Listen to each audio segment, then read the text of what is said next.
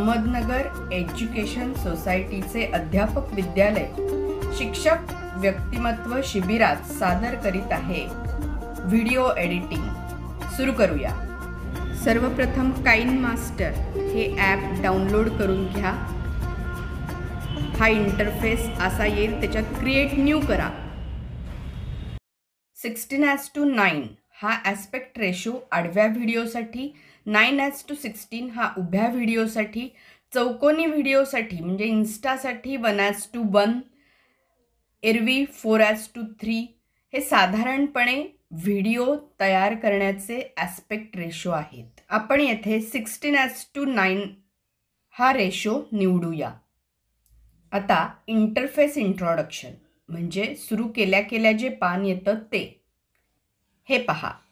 उजवा कोपरावरचा जो आहे तिथे हा भाग येतो ज्यामध्ये आपण लेयर, मीडिया, ऑडिओ, रेकॉर्डिंग हे पर्याय निवडू शकतो। यानंतर हा जो भाग आहे तो आपला प्रिव्ह्यू सेक्शन आहे। तिथे आपल्याला आपलं चित्र दिसणार आहे। ही टाइमलाईन आहे, आपण जे एडिटिंग करणार आहोत या टाइमलाईनमध्ये दिसणार। मग तुम्ही पिक्चर ॲड करा, तुम्ही ऑडिओ ॲड करा, तुम्ही कुठल्या खुणा ॲड करा, ते सगळं आपल्याला या टाइमलाईनमध्ये दिसणार आहे। डाव्या कोपऱ्यामध्ये हा जो बार आहे त्याच्यामध्ये आपण बॅक जाऊ शकतो, आपली स्क्रीन मोठी करू शकतो, आपली टाइमलाईन मोठी करू शकतो। हे सर्व ऑप्शन्स इथे आहेत। आता मीडियाबद्दल आपण जाणून घेऊ।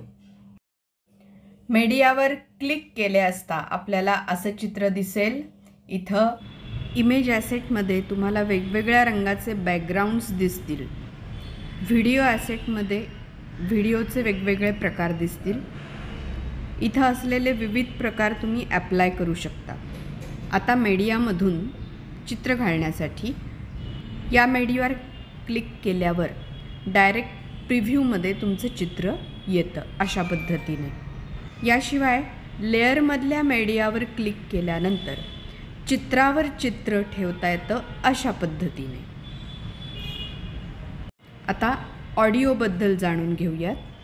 ऑडिओ इन्सर्ट करताना अशी स्क्रीन येईल। यामध्ये सॉंग्समध्ये तुमचे सगळे ऑडिओ असतील ते तुम्ही घालू शकता। आता ऑडिओ इन्सर्ट केल्यानंतर ऑडिओ ट्रिम कसा करायचा हे आपण पाहणार आहोत। हे पहा, ट्रिम प्ले हेड आलं आहे। आपण सिलेक्ट केलेल्या जागी तो ऑडिओ कट होतो। हे पहा, इथं हा आपला ऑडिओ कट झालेला आहे। आता रेकॉर्डिंग कसं करायचं ते आपण पाहणार आहोत। रेकॉर्डिंग करताना स्टार्ट असं चिन्ह येईल, तेव्हा रेकॉर्डिंग स्टार्ट करायचं आहे आणि जेव्हा हवं तेव्हा ते स्टॉप करायचं आहे। रेकॉर्ड केलेला ऑडिओ लगेचच तुमच्या व्हिडिओमध्ये इन्सर्ट होतो। आता विविध लेयर्सची आपण माहिती पाहणार आहोत। तर लेअरमध्ये सर्वप्रथम मीडिया तर आपल्याला माहितीच आहे कसं इन्सर्ट करायचं। त्यानंतर इफेक्ट्सला जाऊयात।